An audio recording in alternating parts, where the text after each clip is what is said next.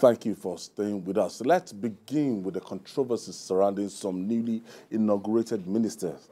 The Minister of Earth, Culture and Creative Economy, Hannatu Musawa, has denied issuing statements on her NYSC status, which is circulating in the media.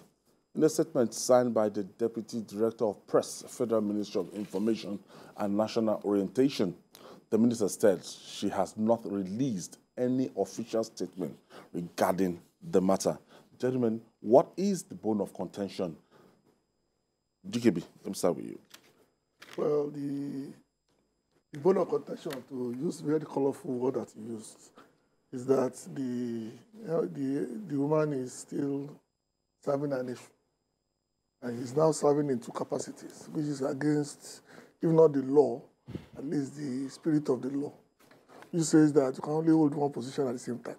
And also people will say that you can't compare serving your country as a youth corps member to serving as a minister. But it's very clear that something is wrong somewhere. And unless and until this is cleared conclusively, all this gerrymandering will simply add more fuel to the fire. Because what we expect to happen was simply that for the minister to come clean, and then let's have a resolution as quickly as possible.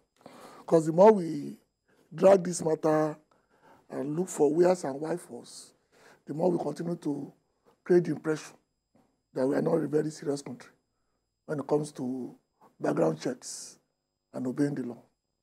Sometimes it beats me that, look, why is it difficult for, some simple rules to be followed and everything? This reminds me of a very wonderful Minister of Finance, Kemi Adeosun.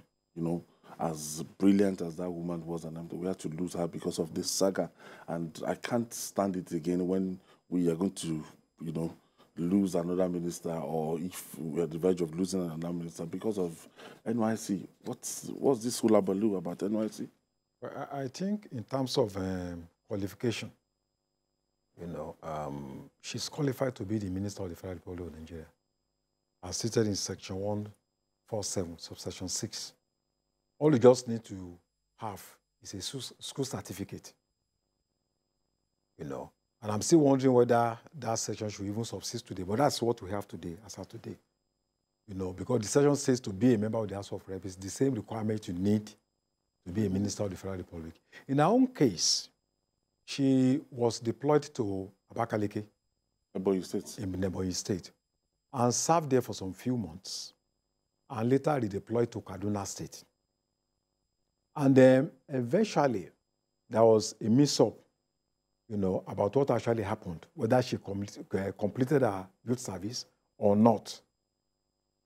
And I think some few months ago, she has been fighting this battle, trying to get clarification from NYSC.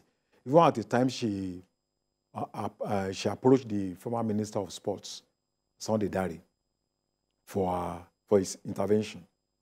But nothing happened. She was not able to get the problem resolved. And then she started, she now took a decision to start doing the youth service again.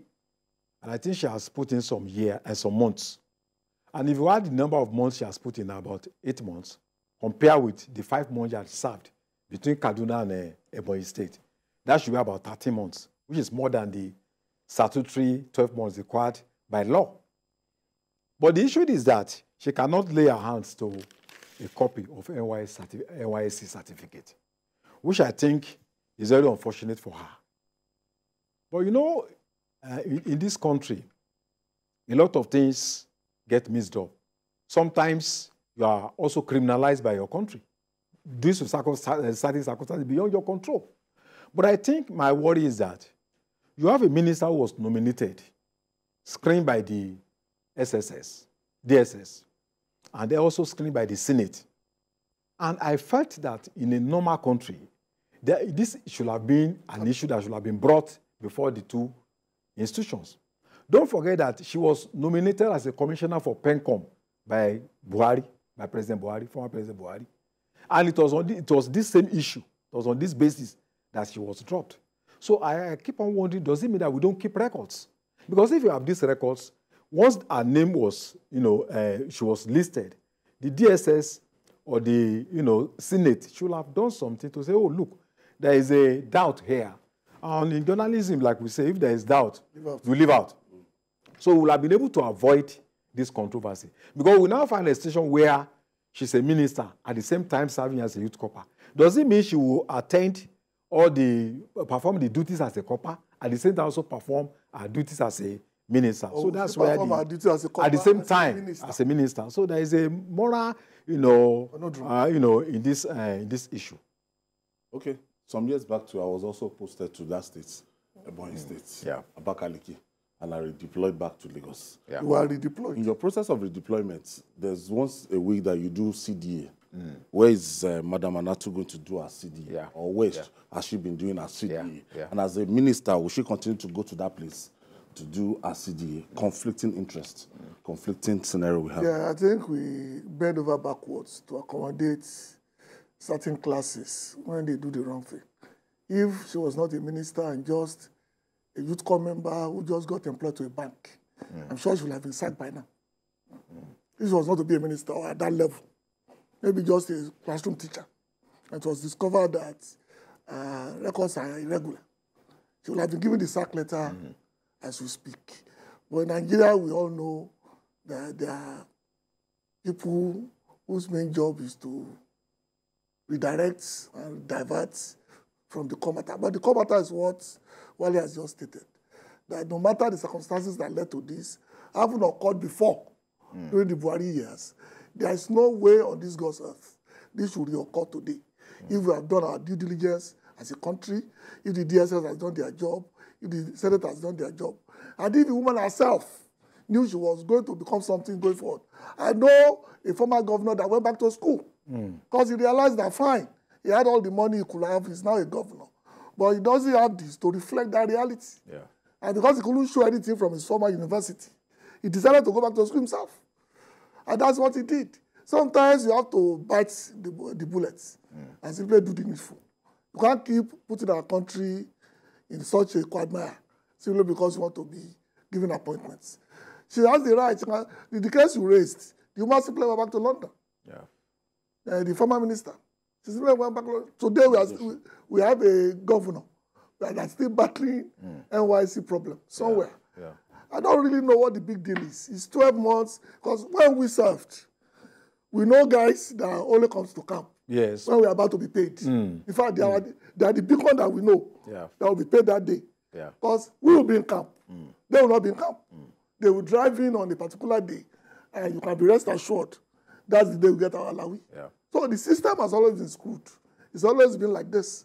But at this level, it's not a good reflection on the Tinubu administration. Should this stand like an impediment if we are going to get the best from this minister? She's going to offer her best to the Federal Republic of Nigeria. Just there are some laws, there are some things, there are some norms that we're meant to review. That this NYSC thing, because I know people that schooled abroad, they still come back here for their NYSC. That's the law. Now, should this NYSC thing be a kind of impediment right now? Well, the NYSC Act is inferior to the Nigerian Constitution.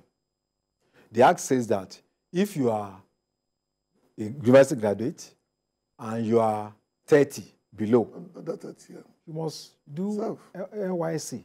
As at the time she graduated, she was under 30 as a lawyer. So she needs to serve the country for 12 months. Now, she can claim that she has served the country for more than 12 months. But the fact of the matter is that there is no evidence, certificate to prove. Is that you have an exemption? Exemption, yeah, you can be exempted or certificate of participation. So in the absence of this, but what I think is wrong is that she cannot be a youth corper at the same time as a minister of the Federal Republic. So she just needs to drop one. Maybe she will do away with the NYSC or go to court to fight for exception based on the fact that she has put in some months. But we can't just leave it and then allow it to, to be swept under the carpet. But I think on principle, general principle, she's qualified to be the minister of the Federal Republic. These developments we are just talking about, it's not as if she's committed a crime, but there is a moral dilemma. False, yes, false or false exemptions, false certificates and all that. So I think we need some kind of wisdom to handle this. So but I think, it's a new thing that is confronting. One nominated. Yes, we have not been. But she cannot be a copper at the same time, minister. So she probably needs to defer one for the other. I'll go to court for interpretation. She's working with young that we have. She's in charge of creative economy. Yeah. So she's going to be the person they look up to. And to not be even good in her own interest. Because you go to an event. She should be a moral icon. Yeah, to the country, they will look at it and say, our minister that is a copper. Okay, moving on now.